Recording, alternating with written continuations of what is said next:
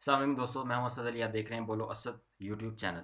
आज के चैनल में क्योंकि आपने थंबनेल देखा है, आपको पता चल गया होगा कि ये वीडियो किस बारे में है। जी हाँ, ये एक अनदर मोटिवेशनल वीडियो है जिस वीडियो में आपको बताऊंगा कि थंबनेल के बारे में, यानी कि जो थंबनेल आपने देखा है उसमें जो मौजूद था कि अहमद इकबाल कौन है और उसकी तरक्की का राज। असल में अहमद इकबाल जो है वो मेरा क्लास फेलो है। वो जो मेरे साथ जो है वो कॉलेज में पढ़ता था।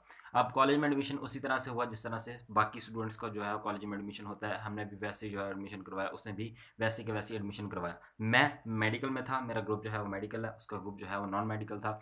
नॉन मेडिकल मेडिकल से आसान समझा जाता है, लेकिन मेडिकल से मुश्किल नॉन मेडिकल है। यानी कि इंजीनियरिंग मेडिकल से ज़्यादा मुश्किल है। एफएससी और एफए के लेवल पे अगर हम देखें तो इन दोनों का मतलब जो कंपैरिजन है, मतलब एफए तो इसमें से निकल जाता है। अहमद इकबाल असल में है कौन, या अहमद इकबाल जो है उसकी स्टोरी क्या है। अहमद इकबाल जो है वो मेरा क्लास फेलो था। हमारी क्लास में ऐसे हुआ करता था, हमारे लेक्चर्स होते थे एक दिन में 6 लेक्चर, और पीर और मंगल वाले दिन यानी कि मंडे और ट्यूसडे को दो दो लेक्चर जो है वो हुआ करते थे।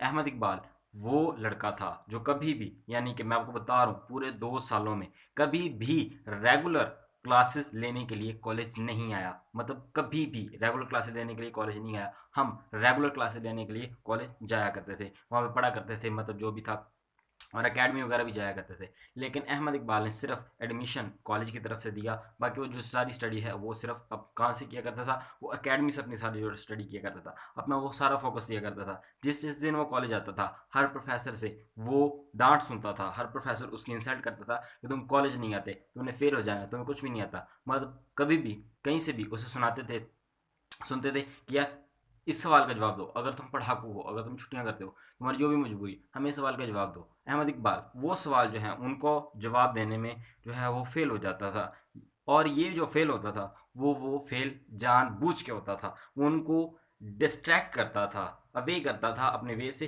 कि जिस हिसाब से वो चल रहा था किसी को पता नहीं चल रहा था कि वो क्या पढ़ रहा है। लेकिन हमें पता था कि वो अपनी स्टडी कर रहा है, वो अपने फोकस के साथ जो है वो पढ़ रहा है। और इसी तरह से एक दफ़ा ऐसा मुकाम भी आया जैसे हमें लगा कि ऐसा हो सकता है कि अहमद इकबाल नहीं पढ़ रहा, हो सकता है उसकी फेल हो जाए, हो सकता है उसकी सैपलिंग आ जाए। लेकिन ऐसा नहीं हुआ। जैसे उसने सारे प्रोफेसर्स को गलत साबित किया, उसी तरह से हमें भी गलत साबित किया। उसे 2 बार कॉलेज से निकाला जा चुका था और तीसरी बार वार्निंग दी जा चुकी थी कि अगर अब आपने ज़्यादा छुट्टियां की, आपको कुछ नहीं आया, तो आपको कॉलेज से बाहर निकाल दिया जाएगा। इवन दिसंबर टेस्ट में हम सब जहाँ पे जो है वो पास हो गए थे, मतलब कुछ बच्चे फेल हो गए थे, उनमें भी अहमद इकबाल फेल ही हुआ। लेकिन जो फाइनल एग्जाम्स हुए, फर्स्ट ईयर और सेकंड ईयर के जो फाइनल एग्जाम्स हुए, अहमद इकबाल में कॉलेज में टॉप किया, और उस जितने नंबर जो हैं पूरे कॉलेज में किसी ने नहीं दिए। और मतलब उस फील्ड में वहाँ पे जाके, मतलब इतनी मेहनत करके पढ़ के, उसने कोई नंबर जो है वो जाने नहीं दिए। मतलब बहुत लेस नंबर जो हैं उसके कम हुए थे,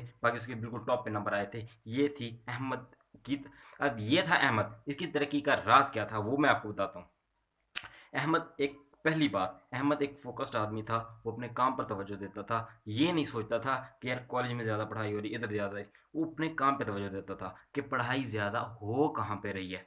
दूसरी बात, अहमद इकबाल अपने मौज़ूआत और अपना जो नेक्स्ट स्टेप है वो कभी भी किसी को भी नहीं बताता था। अहमद इकबाल हर चीज़ जो है वो फॉलो रखता था। अब उसने सक्सेस हासिल की है, उसने शोर नहीं किया कि यार मुझे ये आता है, मुझे ये आता है। उसने आसानी से सक्सेस हासिल की है, आराम से जाते जाते, जैसे कछुआ चलता जाता है उसी तरह से वो जा रहा था। हम अपने आप को समझ रहे थे कि नहीं हम आगे जा रहे हैं, लेकिन नहीं, ऐसा नहीं था। अहमद इकबाल आगे जा रहा था। He was the legend. मतलब अब भी जो है वो मेरे मतलब कांटेक्ट में है। तो अहमद इकबाल जो है वो अब इस वक्त मतलब सीए कर रहा है, and he is a very good student. और तो मैं जो है वो खुद उससे इंस्पायर होता हूँ, उससे इंस्पिरेशन लेता हूँ। आप भी उससे इंस्पिरेशन लें, ये स्टोरी सुने और अपने आप को तैयार करें कि कोई भी काम बड़ा नहीं होता, उसे करने वाला बड़ा होता है या छोटा होता है, उसके इरादे बड़े होते हैं या छोटे होते हैं। अस्सलाम वालेकुम, अल्लाह हाफिज़।